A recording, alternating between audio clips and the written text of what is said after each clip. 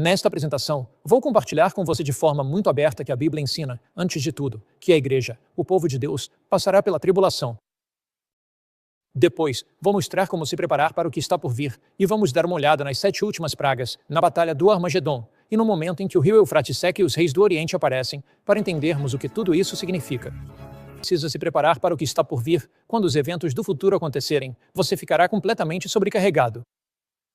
Se você acredita que não estará aqui quando a marca da besta for imposta, se acredita que não estará presente nas grandes provações da história da Terra que estão por vir, então a sua preparação para esses eventos será significativamente diferente do que seria se você entendesse o que a Bíblia realmente diz.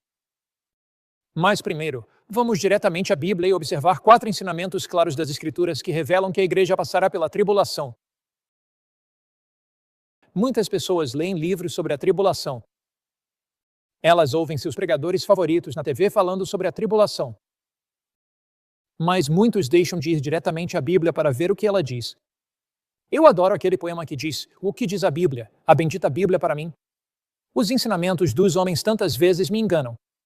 Mais que esta seja a minha única pergunta: o que diz a Bíblia? A bendita Bíblia para mim? Você não concorda que precisamos ir diretamente às Escrituras? Então vamos lá. Apocalipse, capítulo 15. Vamos começar pelo versículo 1. E vi outro sinal no céu, grande e maravilhoso, em 7 anjos que tinham as 7 últimas pragas, pois nelas se consuma a ira de Deus. Então, vemos aqui que João vê esses anjos com as 7 últimas pragas, prontos para liberá-las. Logo em seguida, sua visão é tirada da terra e colocada no céu, para nos dar confiança de que Cristo será vitorioso. Ele diz: "E vi como que um mar de vidro misturado com fogo, e os que tinham alcançado a vitória sobre a besta, sobre a sua imagem, sobre a sua marca e sobre o número do seu nome, estavam em pé sobre o mar de vidro, tendo as harpas de Deus." Quem está em pé sobre o mar de vidro? Quem faz isso? Aqueles que têm o quê? O que as Escrituras dizem? Aqueles que alcançaram a vitória sobre a besta. Então, os milhões que estão em pé sobre o mar de vidro passaram por um período de tribulação. Eles enfrentaram anteriormente o poder da besta e conseguiram vencê-lo. Essa é uma das coisas que os permite estar em pé sobre o mar de vidro. Por quê? Por meio de Cristo, pelo seu poder, pela sua graça, eles conseguiram vencer a besta. Não é a força de vontade deles vivendo dentro deles, mas sim o poder de Cristo. Vamos continuar. Eles cantam o cântico de Moisés, o servo de Deus, e o cântico do Cordeiro, dizendo: "Em grandes e maravilhosas são as tuas obras, Senhor Deus Todo-Poderoso. Justos e verdadeiros são os teus caminhos, ó Rei dos Reis." Agora, o que essas pessoas cantam? Elas cantam o cântico de Moisés. Você se lembra do que está escrito em 1 Coríntios 10 e 11? Pois tudo o que foi escrito no passado foi escrito para o nosso ensino. Vamos voltar e dar uma olhada nisso. 1 Coríntios 10. Estamos analisando a primeira evidência de que a igreja realmente passa pelo período da tribulação. Pois eles cantam o cântico de Moisés. Estamos tentando entender o que é esse cântico de Moisés. 1 Coríntios 10 e 11. Todas essas coisas lhes aconteceram como exemplos. E foram escritas para a advertência nossa, para quem já chegaram os fins dos tempos. Acabou de falar sobre Israel e que os acontecimentos que ocorreram no antigo Israel são exemplos para nós em nossa fé. Você se lembra de quando Deus tirou Israel da escravidão do Egito? Moisés os guiou pelo deserto.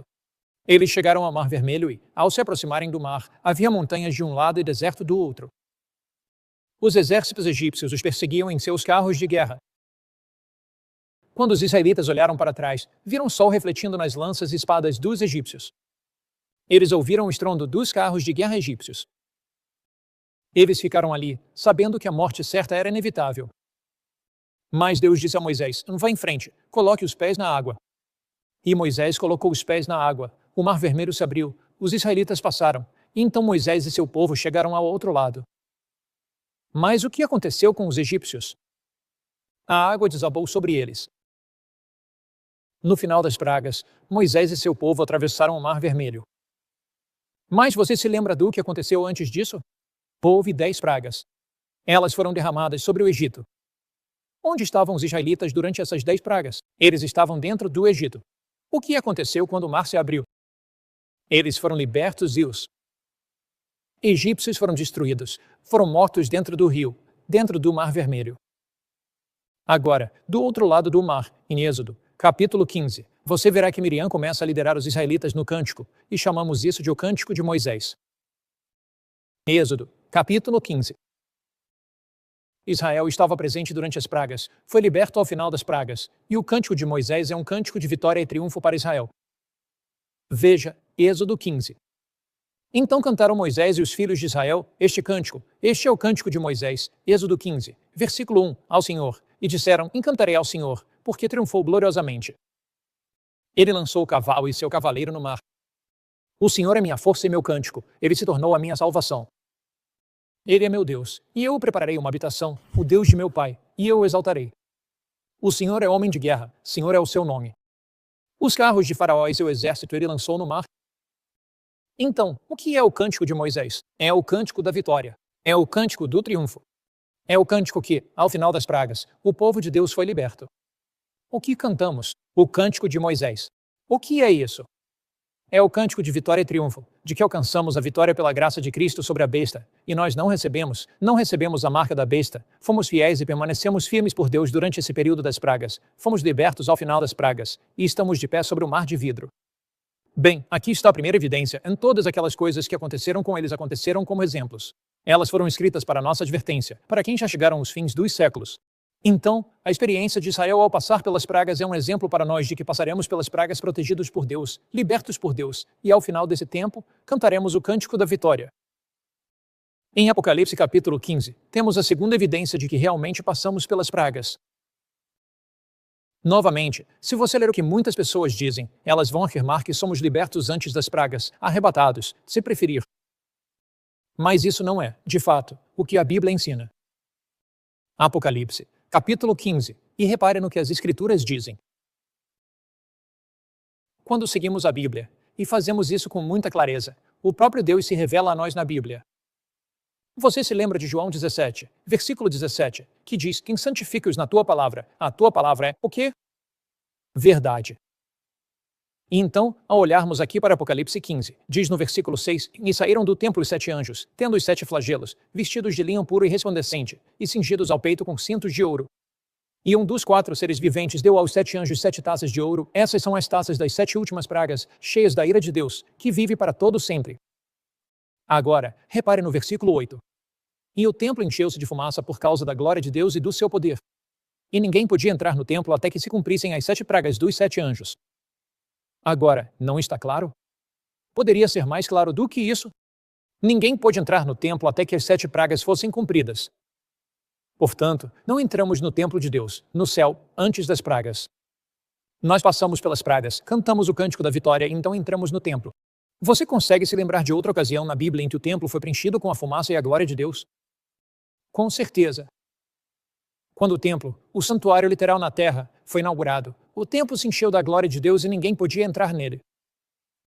E assim, mais uma vez, o templo será preenchido com a glória de Deus ao final das pragas. Os ímpios terão sido destruídos quando Jesus vier. E quando Jesus vier, ele vem para nos levar para casa. E a sua glória encheu o templo. Agora, nós entramos no templo de Deus com ele. Então, essa é a segunda evidência de que ninguém pode entrar no templo até que as 7 pragas sejam cumpridas. A terceira evidência, claro, está nos Salmos. Você tem salmo após salmo que fala sobre o fato de que nós passamos pelas pragas, passamos pela tribulação, passamos pelas provações e dificuldades, e Deus nos protege. Um bom exemplo disso é o Salmo 91. Salmo 91. E aqui, no Salmo 91, temos pragas e promessas. Esse é um dos salmos mais encorajadores de toda a Bíblia. Diz assim, em direi do Senhor, versículo 2, Ele é o meu refúgio e a minha fortaleza, o meu Deus, em quem confio. Certamente Ele te livrará do laço do passarinheiro e da peste perniciosa. Qual é a primeira praga? É a peste perniciosa. Ele vai nos livrar disso. Ele te cobrirá com suas penas, e debaixo de suas asas encontrarás refúgio.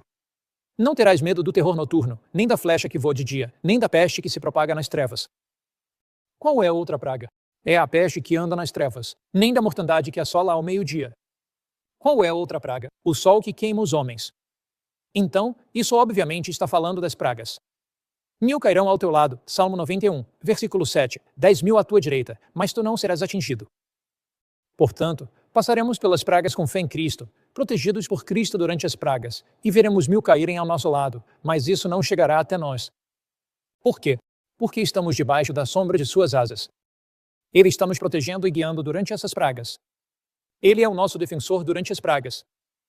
Agora, repare no que diz. Aqui no versículo 8. Somente com os teus olhos contemplarás e verás a recompensa dos ímpios. Portanto, veremos os juízos de Deus caindo sobre os ímpios durante esse período, durante as pragas. Porque fizeste do Senhor, que é o meu refúgio, o Altíssimo, a tua habitação. Nenhum mal te sucederá. Agora, repare na próxima frase. Nem praga alguma chegará à tua tenda, porque aos seus anjos dará ordens a teu respeito, para te guardarem em todos os teus caminhos. Então, perceba que diz, e nenhuma praga chegará à tua tenda. Porque estamos ali, protegidos por Deus. Lembre-se do Salmo 46, em Deus é o nosso refúgio e fortaleza, socorro bem presente na angústia.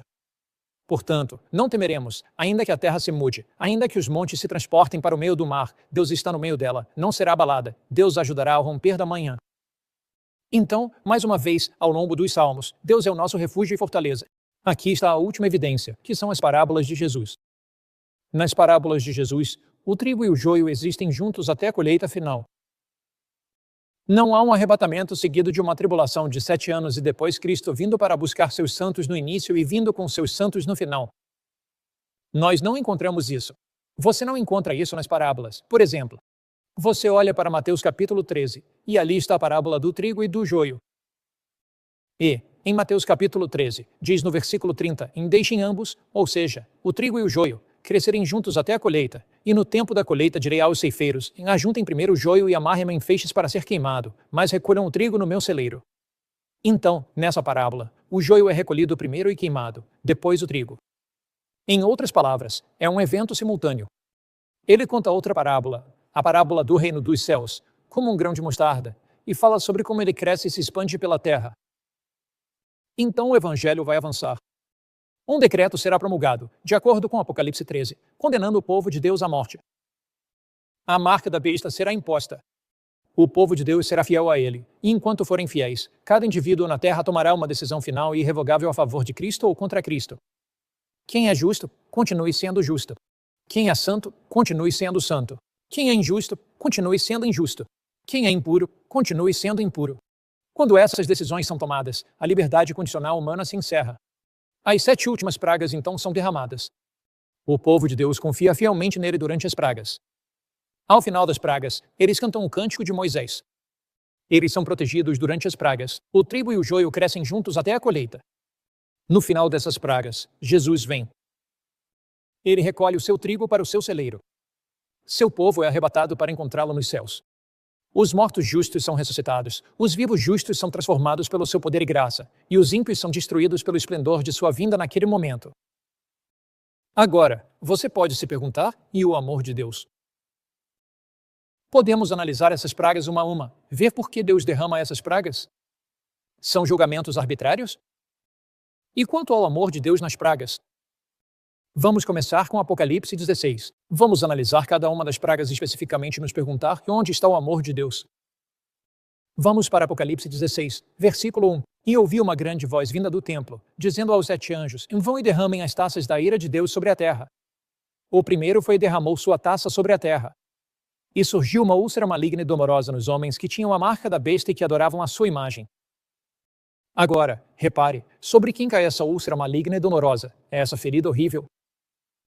Sobre aqueles que têm a marca da besta. Bem, obviamente, então deve haver pessoas vivendo na terra que não têm a marca da besta, ou seja, o povo de Deus. Portanto, ela cai sobre aqueles que têm a marca da besta. É uma aflição física. O que o poder da besta disse? Quando a marca da besta foi imposta, aqueles que a impuseram disseram, você deve aceitar a marca da besta, e se não aceitar, será fisicamente prejudicado, será machucado fisicamente. Você será açoitado. Será perseguido. Se não aceitar a marca da besta, você e seu corpo sofrerão uma dor enorme. Então aqui, a primeira praga nos mostra que só há segurança física em Cristo. Aqueles que receberam a marca da besta sofreram com a úlcera maligna e dolorosa. O que isso quer dizer? Está dizendo para entregar sua vida a Cristo. Toda a segurança física está em Cristo. Cristo é o nosso refúgio e fortaleza. Vamos para a segunda praga. E aqui na segunda praga diz, e o segundo anjo derramou a sua taça sobre o mar, e este se tornou como o sangue de um morto, e morreu todo o ser vivente que havia no mar. Você consegue imaginar o que aconteceria se todo ser vivo do mar morresse? Pense na poluição. Pense no mau cheiro e na podridão. Pense na interrupção das cadeias de suprimentos. Pense no fato de que você não poderia enviar mercadorias pelo mar. Isso criaria um desastre econômico e comercial. O comércio econômico pararia quase imediatamente. Lembra do que disseram aqueles que impuseram a marca da besta? Eles disseram: você não pode comprar nem vender. Você não vai conseguir comer. Mas aqui, na segunda praga, aquilo que eles prometeram, eles não conseguiram cumprir. E na segunda praga, o que está escrito? Toda a segurança econômica está em Cristo. Na verdade, a Bíblia diz que o nosso pão e a nossa água serão certos durante esse tempo. Davi diz: e nunca vi o justo desamparado, nem a sua descendência mendigar o pão. Jesus promete, durante esse período, que cuidará de nós. Então, a primeira praga diz que toda a segurança física está em Cristo. A segunda praga diz que toda a segurança econômica está em Cristo. Veja o que diz em Apocalipse capítulo 16, terceira praga. O terceiro anjo derramou a sua taça sobre os rios e as fontes das águas, e elas se tornaram em sangue. E ouvi o anjo das águas dizer: injusto és tu, ó Senhor, que és, que eras e queres dizer, porque julgaste assim. Versículo 6. Pois eles derramaram o sangue dos santos e dos profetas, e tu lhes deste sangue para beber, porque são dignos disso. E ouvi outro do altar dizer: sim, Senhor Deus Todo-Poderoso, verdadeiros e justos são os teus juízos. Agora veja, por que Deus lhes dá sangue para beber? Está explicado aqui. Eles derramaram o sangue dos santos e dos profetas. Em outras palavras, eles decretaram a morte e quiseram destruir e matar o povo de Deus. E então aqui diz que eles receberam sangue para beber. O que isso quer dizer? Diz que a nossa vida está escondida com Cristo em Deus. A vida é um presente que Deus nos dá, e a nossa vida está escondida com Cristo em Deus. Veja, a primeira praga mostra que toda a segurança física está em Cristo. A segunda praga mostra que toda a segurança econômica está em Cristo. A terceira praga mostra que a sua própria vida está em Cristo. Afinal, qual é a quarta praga? Na quarta praga, o sol queima os homens. Toda adoração verdadeira está em Cristo. A marca da besta tem a ver com a mudança da lei de Deus do sábado do sétimo dia para domingo, o primeiro dia. O sábado é o selo do Deus vivo, e o sol tem sido objeto de adoração de divindades pagãs ao longo dos séculos. Os egípcios adoravam o sol, o deus Sol Amon-Ra. Os babilônios adoravam o deus Sol Bel-Marduk. Os persas adoravam o deus Sol Mitra. Os romanos o chamavam de Sol Invictus, Sol Invictus. Adoração ao sol, mas, ainda assim, nos dias de Constantino, a adoração ao sol infiltrou-se na igreja cristã. No futuro, haverá a imposição da marca da besta. E aqui, nesta quarta praga, diz que toda adoração verdadeira está em Cristo. A próxima, a quinta praga, fala sobre trevas no trono da besta. Eles buscaram luz no poder da besta, mas só encontraram trevas. Procuraram a verdade no poder da besta, mas só encontraram falsidade. Então, o que isso quer dizer? Diz que Jesus é a luz do mundo. Na verdade, João capítulo 8, versículo 12, diz: Jesus diz: eu sou a luz do mundo. Quem me segue não andará em trevas. A Bíblia, Salmo 119, versículo 105, em tua palavra é lâmpada para os meus pés e luz para o meu caminho. Então, aqui a quinta praga fala sobre o fato de que essas pessoas seguiram o erro, seguiram a superstição, seguiram invenções humanas, mas ainda assim existe a verdade. As pragas são pragas literais, mas têm lições espirituais que são a sua base. Naquela primeira praga, toda a segurança física está em Cristo. Naquela segunda praga, toda a segurança econômica está em Cristo. Naquela terceira praga, a nossa própria vida está em Cristo. Naquela quarta praga, onde se fala sobre o sol queimando os homens, a verdadeira adoração está em Cristo. Naquela quinta praga, toda a luz está em Cristo. Ele é a luz da vida. Na sexta praga, diz: o sexto anjo derramou a sua taça sobre o grande rio Eufrates, e a sua água secou, para que se preparasse o caminho dos reis do Oriente. E vi 3 espíritos imundos, semelhantes a rãs, saírem da boca do dragão, da boca da besta e da boca do falso profeta, pois são espíritos que realizam milagres e que enganam o mundo inteiro, reunindo-os para a batalha do grande dia do Deus Todo-Poderoso. Bem-aventurado, eis que venho como um ladrão. Bem-aventurado aquele que vigia e guarda as suas vestes, para que não ande nu e não vejam a sua vergonha. Vamos pausar aqui. Jesus diz isso depois de 6 pragas. Depois de quando? Você tem a primeira praga, a úlcera maligna. A segunda praga, o mar e as águas se transformam em sangue. A terceira praga, eles têm sangue para beber. A quarta praga, o sol queima os homens. A quinta praga, trevas sobre o trono da besta. Então vem a sexta praga e ele diz, eis que venho como um ladrão. Vigie, guarde suas vestes. Que sentido faria Jesus dizer, eu venho como um ladrão, depois de 6 pragas e das 6 pragas terem sido derramadas, se ele já tivesse vindo como um ladrão antes disso? Que sentido faria ele dizer, eis, aguente firme, não desista. Vigie e guarde as vestes do seu caráter, se ele já tivesse vindo? Então, esse texto por si só, se fosse tudo o que tivéssemos, e temos muito, muito mais, já provaria que passamos pela tribulação fiéis a Cristo. Agora, o que significa o sexto anjo ter derramado sua taça sobre o grande rio Eufrates? Na Bíblia, a água representa povos, nações ou línguas. Apocalipse 17, versículo 15, diz, e ele me disse, e nas águas que viste, onde se assenta a prostituta, são povos, multidões, nações e línguas. Então, o rio Eufrates, nos tempos antigos, passava por Babilônia. Quando o rio Eufrates secou, Ciro e suas tropas marcharam pelo leito seco do rio, subiram até a cidade da Babilônia, atacaram-na e a derrubaram naquela noite. O rio Eufrates, o rio literal, era o sistema de apoio para a Babilônia. Nos últimos dias, temos a Babilônia espiritual. Confusão, religião falsa, erro, apostasia, ilegalidade, viver de maneira contrária à lei de Deus. O rio Eufrates, o que ele representa? Nos tempos antigos, ele representava o sistema de apoio de uma cidade literal, a Babilônia. Mas o que ele representa de acordo com Apocalipse 17 e 15? Povos, nações, línguas, e assim o sistema de apoio da Babilônia seca. Ou seja, pessoas que antes faziam parte desse sistema se voltam contra ele. Por quê? Porque os que impõem a marca da besta disseram, se tivermos um governo mundial, se você atece, se você aceitar a marca da besta, se você adorar da maneira que ordenamos, se você fizer isso, isso trará paz e alegria à terra. Mas isso não aconteceu. As pragas vieram em rápida sucessão. Então, o sistema de apoio à Babilônia, a essa união político-religiosa, essa união de igreja e Estado, todo esse sistema de apoio desmorona porque eles não conseguiram cumprir o que prometeram. E então, o que acontece? O diabo sabe que precisa fazer alguma coisa. Então diz, são espíritos de demônios, que realizam milagres e vão aos reis da terra. Eu vi, verso 13, 3 espíritos imundos, semelhantes a rãs, saindo da boca do dragão. Isso é o paganismo. A besta, isso é o papado. E a boca do falso profeta, isso é o protestantismo. Essa é a união triunfante das religiões falsas, todas unidas. E Satanás age por meio de milagres. Ele tenta enganar, e isso leva à grande batalha do Armagedon. Qual é o verdadeiro significado da batalha do Armagedon? Todas as forças do inferno estão unidas. Todas as forças do mal estão unidas, e elas avançam contra o povo de Deus para destruí-lo. É esse conflito final entre o bem e o mal. É esse conflito cósmico entre Cristo e Satanás.